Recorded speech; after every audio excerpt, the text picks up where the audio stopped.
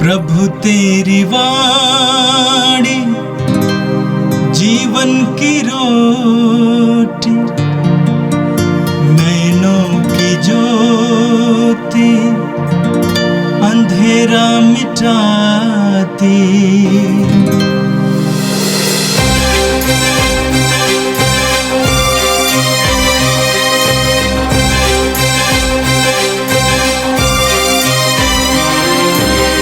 प्रभु तेरी वाणी जीवन की रोटी, नैनों की ज्योति अंधेरा मिटाती।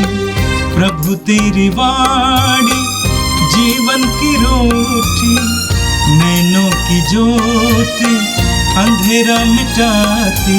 वाणी वाणी वाणी वाणी वाणी पवित्र है, शाश्वत है, जीवन का मन्ना है। 12 अक्टूबर बृहस्पतिवार। पहला पाठ नबी मलाकी का ग्रंथ, अध्याय 3 पद संख्या 13 से 20 तक।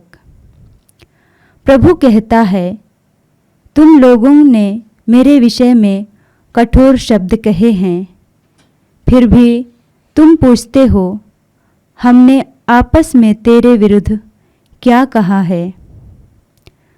तुम लोगों ने यह कहा, ईश्वर की सेवा करना व्यर्थ है। उसकी आज्ञाओं का पालन करने से और विश्वमंडल के प्रभु के लिए टाट के कपड़े पहनने से हमें क्या लाभ? हम तो घमंडियों को धन्य समझते हैं। जो बुराई करते हैं वे फलते फूलते हैं, और जो ईश्वर की परीक्षा लेते हैं उन्हें कोई हानि नहीं होती। तब प्रभु भक्तों ने आपस में बातें की। प्रभु ने ध्यान देकर उनकी बातचीत सुनी और उनके सामने प्रभु भक्तों और उसके नाम पर श्रद्धा रखने वालों के विषय में एक स्मृतिका लिखी गई। विश्वमंडल का प्रभु कहता है, जो दिन मैंने निश्चित किया उस दिन वे मेरे अपने होंगे, और जिस तरह कोई अपनी सेवा करने वाले पुत्र पर दया करता है, उसी तरह मैं भी उन पर दया करूँगा। तब तुम लोग धर्मी और विधर्मी, ईश्वर की सेवा करने और उनकी सेवा नहीं करने वाले दोनों का भेद पहचानने लगोगे, क्योंकि वह दिन आ रहा है, वह धधकती भट्ठी के सदृश है। सभी अभिमानी तथा कुकर्मी खूंटियों के सदृश होंगे। विश्वमंडल का प्रभु यह कहता है, वह दिन उन्हें भस्म कर देगा, जिनका ना तो डंठल रह जाएगा और न जड़ ही। किंतु तुम पर जो मुझ पर श्रद्धा रखते हो, धर्मी के सूर्य का उदय होगा और उसकी किरणें तुम्हें स्वस्थ प्रदान करेगी। यह प्रभु की वाणी है। संत लूकस के अनुसार पवित्र सुसमाचार अध्याय 11 पद संख्या 5 से 13 तक। यीशु ने अपने शिष्यों से ये कहा, मान लो कि तुम में से कोई आधी रात को अपने किसी मित्र के पास जाकर कहे, दोस्त मुझे 3 रोटियां उधार दो, क्योंकि मेरा एक मित्र सफ़र में मेरे यहाँ पहुँचा है और उसे खिलाने के लिए मेरे पास कुछ भी नहीं है। और वो भीतर से उत्तर देगा, मुझे तंग न करो, अब तो द्वार बंद हो चुका है, मेरे बाल बच्चे और मैं हम सब बिस्तर पर हैं, मैं उठकर तुमको नहीं दे सकता। मैं तुमसे कहता हूँ, वो मित्रता के नाते भले ही उठकर उसे कुछ ना दे, किंतु उसके आग्रह के कारण वह उठेगा और उसकी आवश्यकता पूरी कर देगा। मैं तुमसे कहता हूँ, मांगो और तुम्हें दिया जाएगा, ढूंढो और तुम्हें मिल जाएगा, खटखटाओ और तुम्हारे लिए खोला जाएगा। क्योंकि जो मांगता है उसे दिया जाता है, जो ढूंढता है उसे मिल जाता है, और जो खटखटाता है उसके लिए खोला जाता है। यदि तुम्हारा पुत्र तुमसे रोटी मांगे तो तुम में ऐसा कौन है जो उसे पत्थर देगा? अथवा मछली मांगे तो मछली के बदले उसे सांप देगा? अथवा अंडा मांगे तो उससे बिच्छू देगा? बुरे होने पर भी यदि तुम लोग अपने बच्चों को सगज ही अच्छी चीजें देते हो तो तुम्हारा स्वर्गीय पिता मांगने वालों को पवित्र आत्मा क्यों नहीं देगा? यह प्रभु का दिव्य सुसमाचार है। क्रिस्त प्रभु की जय। भाई और बहनों, आज का प्रथम पाठ हमने मलाकी के ग्रंथ से सुना है। मलाकी के बाइबल में मुख्य विषय संवाद है, ईश्वर और विश्वासियों के साथ संवाद। ये 6 संवाद इसमें दिया गया है। ये 6 संवादों को जोड़ दिया और आगे के शब्द, आगे का वचन उसको शुरुआत करते हैं और आखिरी का इसको समापन कर देते हैं। इसी रूप में लिखा है। आज के हमारा पाठ है वो 6वां संवाद है। ईश्वर और विश्वासियों के साथ 6वां संवाद है। इसका विषय है अच्छे लोगों को इस दुनिया में कष्ट सहना पड़ता है और बुरे लोग दुनिया में पलते फूलते हैं। कब अच्छे लोगों को, धर्मी लोगों को न्याय मिलेगा? इस विषय पर आज का पाठ हमें प्रकाश देता है। इसका लेखक मलाकी के नाम में लिखा है। मलाकी एक व्यक्ति के नाम हो सकता है। मलाका जो हिब्रू शब्द है, इसका अर्थ है संदेशवाहक। आज के पाठ हमें सिखाते हैं कि संसार में हमें धर्मी व्यक्तियों को कब न्याय मिलेगा। ईश्वर धर्मी व्यक्तियों के आपसी बातचीत को, विश्वासियों के आपसी बातचीत को सुनकर उनको उत्तर देना का प्रयास करते हैं। धर्मी व्यक्ति आपस में कहते हैं ईश्वर की सेवा करने से कोई फ़ायदा नहीं, उनकी आज्ञाओं का पालन करने से कोई फ़ायदा नहीं, क्योंकि हम देखते हैं जो ईश्वर पर विश्वास नहीं करते, ईश्वर का तिरस्कार करते, ऐसे लोग पलते पुलते हैं। हमारे दुनिया में भी ऐसे हैं। बहुत लोग अपने स्टाइल बना देते हैं। आजकल के नास्तिक जो विचारधारा रखने वाले और ये फ्री स्टाइल में रहते हैं, और जो धर्म को मानते हैं वो अपने को संयम का जीवन बिताते हैं और लोगों के सामने मूर्ख बन सकते हैं।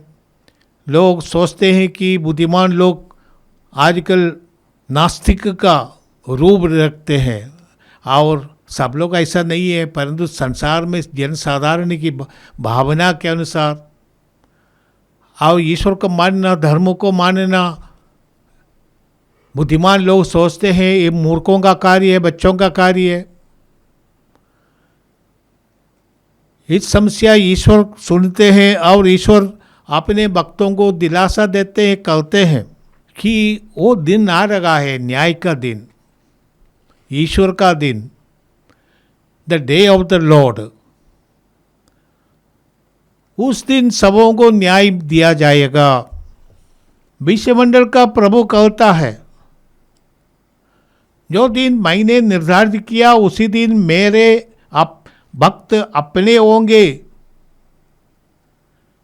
और जिस तरह पुत्र अपने पिता की सेवा करते हैं, पुत्र पर पिता विशेष प्रेम रखते हैं, उसी तरह मैं भी अपने भक्तों पर दया करेंगे, उनको सम्मानित करेंगे, उनको पुरस्कार देंगे। हम लोग सब एक ही विचार रखते हैं कि मुझे क्या मिलेगा। प्रभु की सेवा करने से मुझे क्या मिलेगा। प्रभु यीशु से शिष्यों ने भी पूछा, हम लोगों ने सब कुछ छोड़ा और आपका अनुकरण किया, हम लोगों को क्या मिलेगा। यीशु ने कहा, तुम इस्राएल के 12 गोत्रों पर को न्याय करेगा और तुम्हें आनंद जीवन मिलेगा। इस संसार में तुमको दुख भोगना पड़ेगा, तुम्हारा उत्पीड़न किया जाएगा। प्रभु ने कहा कि तुम्हारा हर एक बाल की गिनती हुई है। तो मेरे स्वर्ग के पिता के जानकारी के बिना तुम्हारा कोई भी नुकसान नहीं होगा।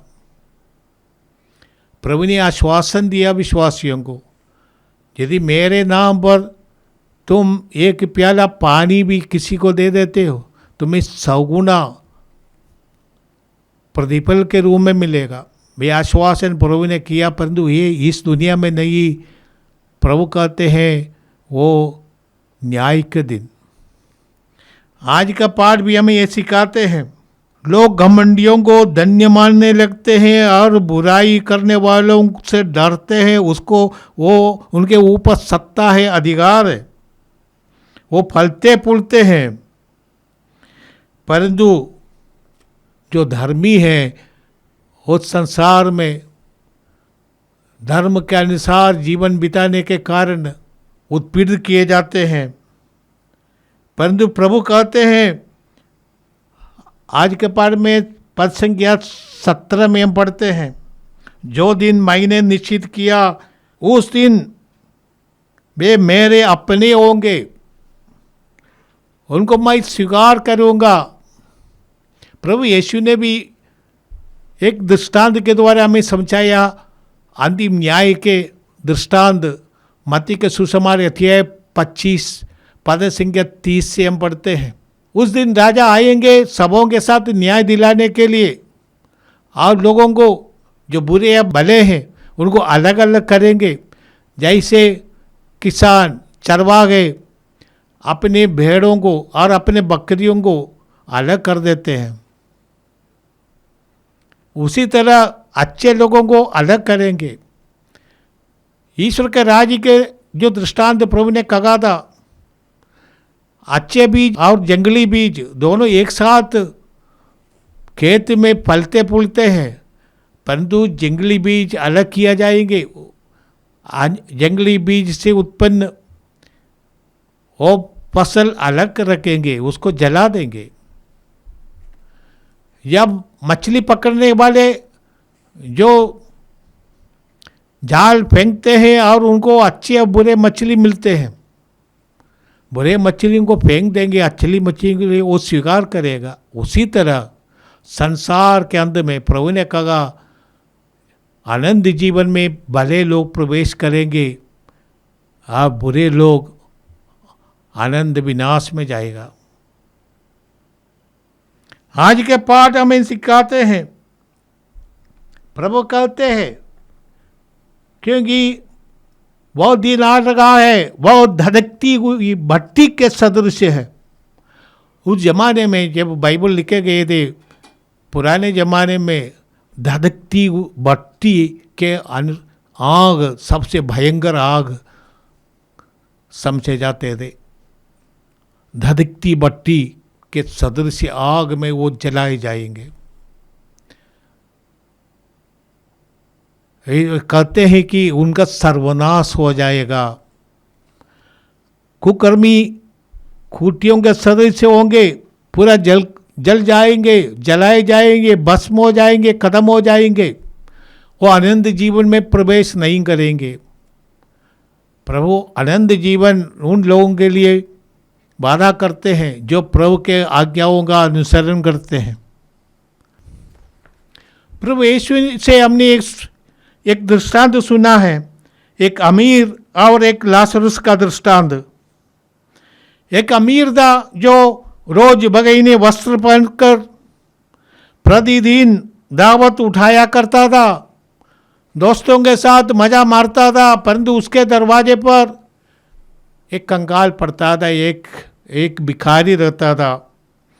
लूकस के सुसमाचार अध्याय 16 पद संख्या 19 से हम पढ़ते हैं। और ये दोनों मर जाते हैं। लाजरस जो गरीब है, भिखारी है, वो अब्राहम के गोद में बैठाया जाता है, वो अनंतता में प्रवेश करते हैं। और जो अमीर है, रोज इस संसार के जीवन में, सुख में और आनंद में, भोग विलास में रहने वाला, वो दंडित किए जाते हैं, वो अनंत आग में फेंका जाता है। इसलिए हमें विश्वस्त रहना है, वफादार रहना है। प्रभु ने जितनी कृपा में दी है, इस कृपाओं का सही इस्तेमाल करके इस कृपाओं को बढ़ाते रहना। आशीष हमें मिला है, वो आशीष को बढ़ाना हमारी जिम्मेदारी है। हम दूसरों के लिए भी आशीष बन जाए। प्रभु के नाम पर, प्रभु के अनुगमन करते हुए हमें भी प्रभु का संदेश का वाहक बने, भलाई करने वाले बने, क्षमा करने वाले बने। प्रभु ने कहा तुम्हारे दुश्मनों को क्षमा करो। यदि तुम्हारा एक गाल पर थप्पड़ मारता है, दूसरा भी दिखा दो। ये संसार के मूल्यों से अलग है। संसार में ताकत वाला का स्थान है, शायद वो सत्ता में रहेंगे, परंतु जो गरीब है उसका समाज में कोई स्थान नहीं होगा, सत्ता नहीं होगा, परंतु ईश्वर उनके साथ न्याय करेगा। ईश्वर पर विश्वास करने से हमारा जीवन परिवर्तित हो जाता है, हमारे मूल्यों में परिवर्तन हो जाता है, ये संसार मिट जाता है। जो अमीर व्यक्ति दृष्टांत में हमने सुना था, वो इस दुनिया में अच्छा, मैंने खुशी का, आनंद का, भोग विलास का जीवन बिताया था, परंतु उसको अनंत काल के लिए दुख में भेजा गया। और जो गरीब जिसका नाम लाजरस है, उसको अनंत जीवन में प्रवेश पाने के लिए उनको टिकट मिला, अब्राहम के गोद में बैठाया गया। यहूदी के लिए अब्राहम का गोद एक प्रतीक है। मैंने वो सम्मानित हो गया। आज के सुसमाचार में हम पढ़ते हैं, प्रभु यीशु ने शिष्यों को एक आदर्शमय प्रार्थना सिखाया। शिष्यों ने यीशु से पूछा, हमें प्रार्थना करना सिखाए। प्रभु यीशु ने उन्हें हे हमारे पिता की प्रार्थना पढ़ाया, सिखाया।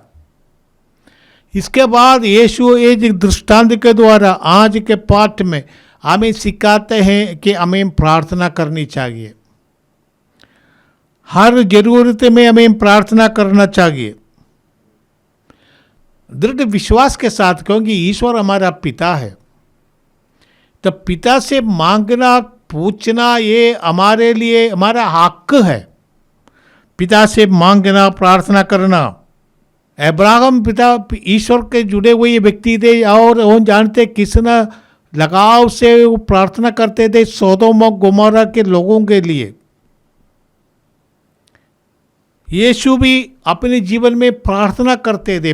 दिन भर सुसमाचार की सेवा करने के बाद, लोगों की सेवा करने के बाद रात भर यीशु प्रार्थना करते थे। कभी सवेरे उठकर, बड़े सवेरे उठकर प्रार्थना के लिए एकांत में चले जाते थे। कभी शाम को सब खत्म होने के बाद, सेवा कार्य सब खत्म होने के बाद यीशु प्रार्थना के लिए जाते थे। इसलिए प्रभु यीशु अपने शिष्यों को बताते हैं कि हमारी आवश्यकताओं के लिए प्रार्थना करो। ईश्वर पर निर्भर होकर प्रार्थना करना। कुछ ऐसे चीज़ें हैं हमारे जीवन में, यदि भी ईश्वर हमारा पिता है, सब कुछ जानते हैं, ईश्वर हमें हर प्रकार का वरदान से भर देना चाहते हैं, फिर भी ईश्वर चाहते हैं कि हम प्रार्थना करें। कुछ ऐसे वरदान हैं जो मांगने पर हमें दिया जाता है। ईश्वर के पास ये वरदान हमारे लिए ईश्वर ने रखा है, परंतु हमें मांगना पड़ता है, क्योंकि हमें इसकी ज़रूरत को समझना है। हमारे जीवन में ये ज़रूरी है, तो हम समझ ले तो मांगना। रोमी के नाम पत्र में पौलुस लिखते हैं, अध्याय 12 पद संख्या 12 में लिखते हैं, आप संकट में धैर्य रखे तथा प्रार्थना में लगे रहे। समस्याओं के सामने हमको निराश नहीं होने का है, धैर्य रखने का है, पिता से जुड़े रहने के, प्रार्थना करने के ऊपर से हमें शक्ति मिलेगा। हमारा इस संकट मिट जाएगा, न तो हमें कृपा मिलेगी संकट की सामना करने की कृपा। हम जानते हैं गत्सेमनी में यीशु ने अपने पिता से बार बार कहा, पिता आप चाहे यह प्याला मुझसे दूर हो सकते हैं, परंतु मेरी इच्छा नहीं, आपकी इच्छा पूरी हो जाए। यीशु ने 3 बार पिता से प्रार्थना की। पिता ने उनको, उनके अंतरात्मा में पिता ने उत्तर दिया, ये प्याला तुम्हें पीना है। तब से यीशु निर्चिंतित होकर हिम्मत के साथ आगे जाते हैं, सामना करते हैं, मृत्यु की सामना करता है, कठोर मृत्यु।